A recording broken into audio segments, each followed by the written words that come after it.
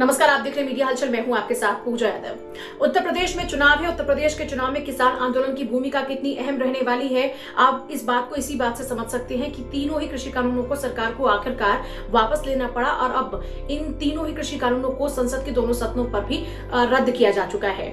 लेकिन सबसे खास बात यह है कि राकेश टिकैत के राजनीतिक भविष्य का क्या होगा, क्योंकि इससे पहले भी उन्होंने 2 बार चुनाव लड़ा, लेकिन उसमें उनको कामयाबी हासिल नहीं हुई। यहाँ तक कि आरएलडी की टिकट पर भी उन्होंने विधानसभा चुनाव लड़ा, लेकिन बीजेपी की आंधी में उस दौरान में वो भी पस्त हो गए थे।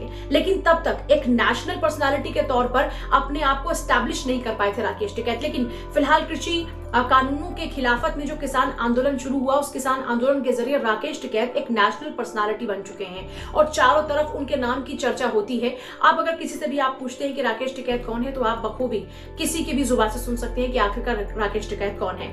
एक और खास बात यह है कि राकेश टिकैत फिलहाल भी किसान आंदोलन को खत्म करने की बिल्कुल भी जल्दी में नहीं है। उनकी तरफ से बार बार इस बात को दोहराया जा रहा है कि वो किसान आंदोलन को तब तक खत्म नहीं होने देंगे, यानी तब तक किसान आंदोलन चलता रहेगा जब तक कि एमएसपी को लेकर एक मजबूत कानून नहीं आता, हमें एमएसपी को लेकर श्योरिटी नहीं मिलती। दूसरी तरफ वो हमारे जो किसान जिनके खिलाफ में मुकदमे दर्ज हुए हैं, वो मुकदमों से मुक्त नहीं हो जाते, हमारे ट्रैक्टर जब तक हमें वापस नहीं मिल जाते हैं। इन्हीं तमाम मांगों के साथ में किसान आंदोलन को बरकरार रखने की तमाम कोशिशें अभी राकेश टिकैत की ओर से की जा रही हैं। लेकिन हम आपको बताते हैं कि क्या राकेश टिकैत इस बार 2022 का विधानसभा चुनाव लड़ेंगे?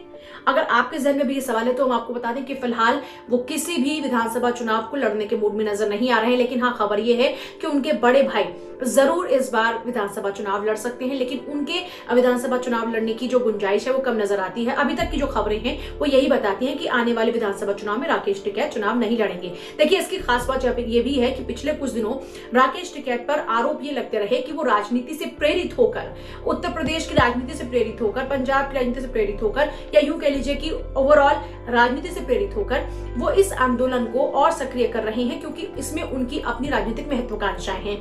ऐसे में जब उनके ऊपर ये आरोप लग रहे हैं तो इन आरोपों के मद्देनजर ये अभी तक कयास लगाए जा रहे हैं कि राकेश टिकैत इस बार विधानसभा चुनाव नहीं लड़ेंगे, जबकि इससे पहले 2 बार वो चुनाव लड़ चुके हैं, लेकिन दोनों ही बार उनको हार का सामना करना पड़ा था। दोनों ही बार में वो नहीं जीत पाए। लेकिन अगर देखिए, अगर सिचुएशन को देखते तो जिस तरीके से राकेश टिकैत ने फिलहाल अपनी पर्सनालिटी का एस्टैब्लिशमेंट किया है नेशनल पर्सनालिटी के तौर पर, उसके बाद से अगर देखा जाए तो उनकी स्थिति काफी स्ट्रांग है।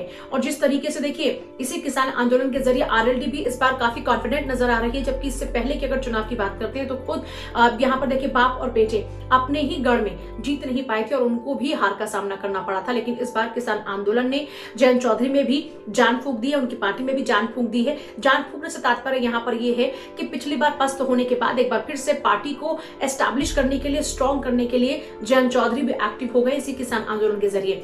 देखिए, अब आपको फिलहाल बता दें कि राकेश टिकैत इस बार का विधानसभा चुनाव नहीं लड़ेंगे, उनके भाई विधानसभा चुनाव लड़ सकते हैं।